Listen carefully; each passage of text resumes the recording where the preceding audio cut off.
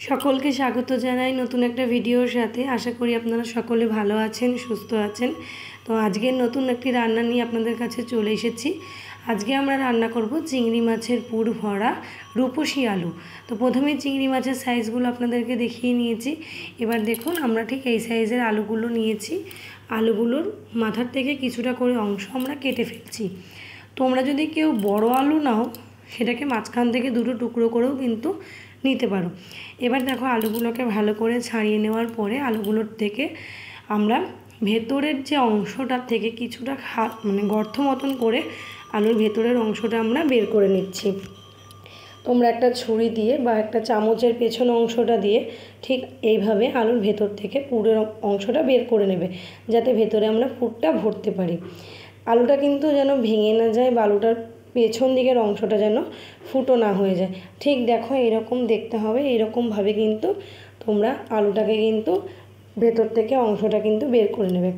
তো আমাদের কাজ দেখে আমাদের বাড়ির সবথেকে বড় সদস্য আমার ছেলে, সেও কিন্তু দেখো আমাদের সাথে হাতে হাত মিলিয়ে আলুর ভেতরের অংশ বের করতে একদম তৎপরভাবে বসে পড়েছে। তা ওকেও তোমাদের সঙ্গে একটু শেয়ার করে দিলাম। ও বারবার করে বলছে, মা আমাকে একটু ভিডিও করো, আমাকে একটু ভিডিও করো।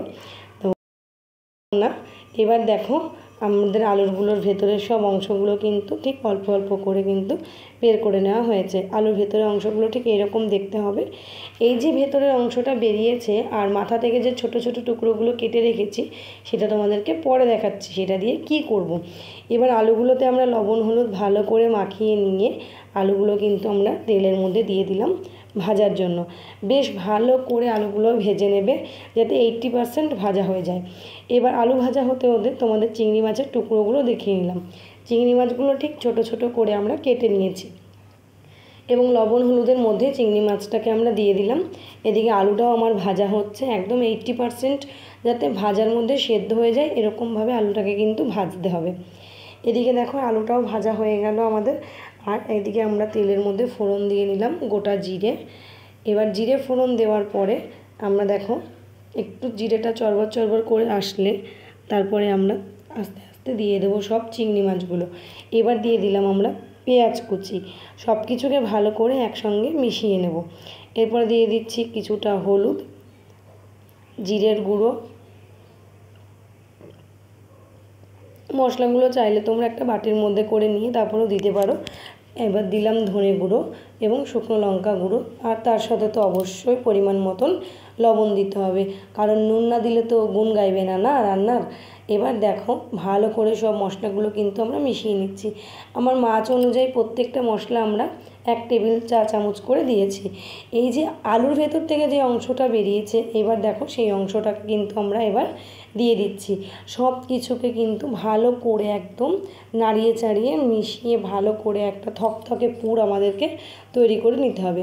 বেশ 15-20 মিনিট ধরে নাড়িয়ে নিলেই দেখবে পুরটা আস্তে আস্তে রেডি হয়ে কিন্তু আসবে। আমার চ্যানেলে নতুন বন্ধু হয়ে থাকলে অবশ্যই চ্যানেলটাকে কিন্তু সাবস্ক্রাইব করে দিও।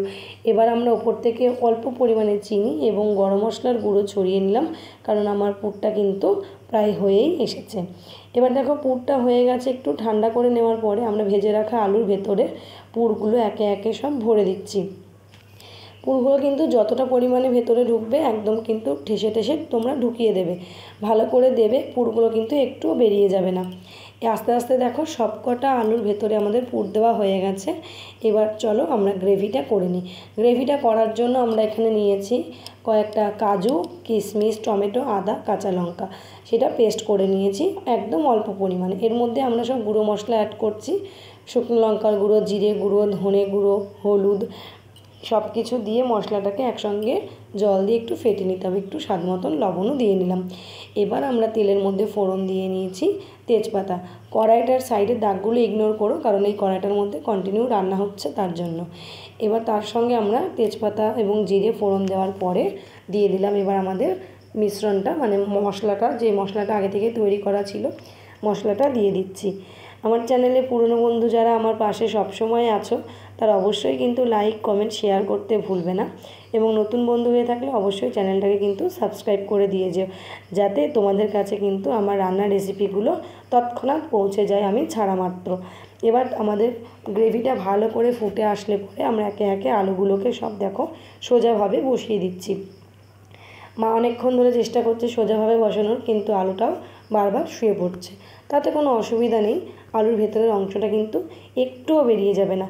তোমরা তো স্টাফ আলু অনেক খেয়েছো, স্টাফ আলুর দম। একবার এইভাবে চিংড়ি মাছের পুর ভরে আলুর উপসি করে কিন্তু বানিয়ে খেয়ে দেখতেই পারো। গরম গরম ভাত, রুটি, পরোটা যে কোনো কিছুর সঙ্গে কিন্তু রেসিপিটা একদম জমে যাবে। গ্রেভিটা এবার আমার হয়েই গেছে, আমি উপর দিয়ে হালকা গরম মশলা ছড়িয়ে প্রত্যেকটা আলু কিন্তু নামিয়ে নিচ্ছি। দেখো মা তোমাদের দেখিয়ে দিচ্ছে ভেতর থেকে কিন্তু একটুও আলুর কোনো অংশ কিন্তু বেরিয়ে যায়নি। এইভাবে কিন্তু অবশ্যই রান্না করে খেয়ে দেখো। তুমি একবার রান্না করে বাড়ির সকলকে খাইয়ে দেখো, সকলের মন কিন্তু নিমেষে জয় করে নেবে। সকলকে অনেক ধন্যবাদ আমার পাশে থাকার জন্য।